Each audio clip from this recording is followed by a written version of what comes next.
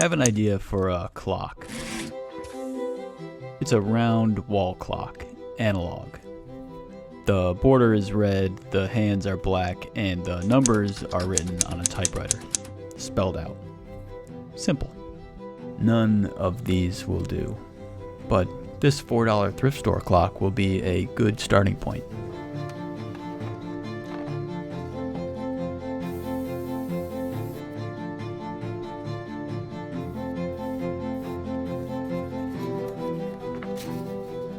Since this is a prototype, I didn't measure out exactly where the numbers go on the face, so I'm going to have to add some sort of disclaimer.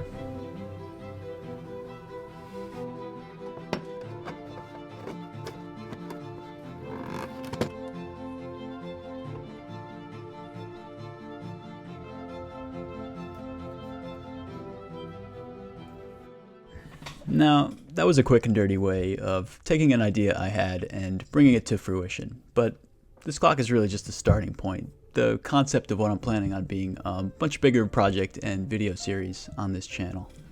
You see, I'm an engineer, and product design and development is what I do every single day. Not for myself necessarily, for the company that I work for, but my true dream is to take my own ideas and bring them into reality. And I'm not just talking about little projects you've seen me do on this channel, like building out this closet studio space, or even the Dash-O-Matic for that matter. I'll never stop doing that stuff. But for this, I'm talking about real, bona fide products.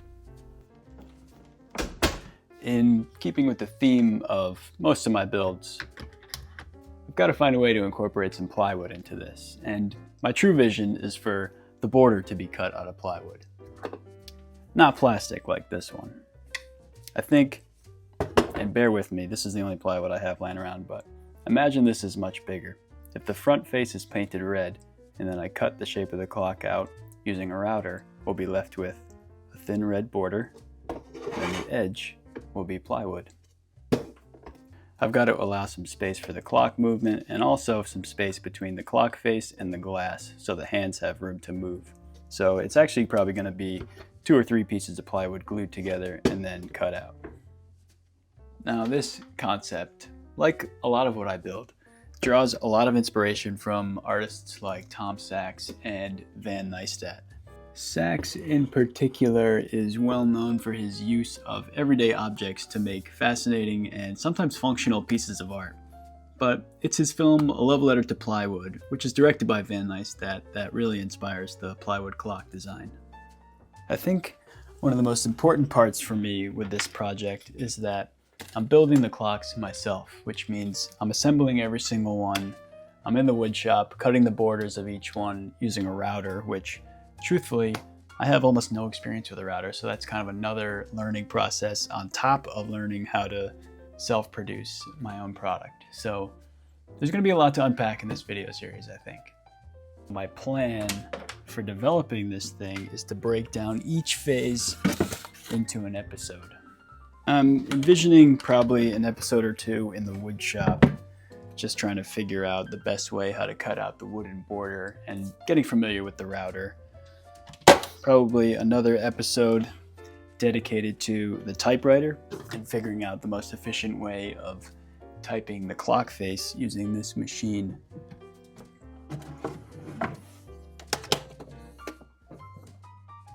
There is also the packaging to consider. I don't know how I'm going to ship these things without them arriving in a million little pieces. Sourcing is one aspect that I've got a little bit of a head start on. I think this is the clock movement I'm going to go with, but I'm sure there is a laundry list of other unforeseen challenges that I'm not mentioning right now because I don't know what they are. So if that sounds like a project you'd be interested in following, the plan is to release an episode every week as best I can until this thing is good to go. So feel free to subscribe, feel free to comment any suggestions you might have along the way. And with that, thank you so much for sticking around to the end of the video, and hope to see you next week.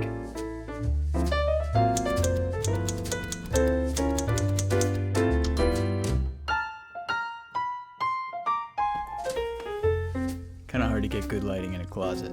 This is very harsh.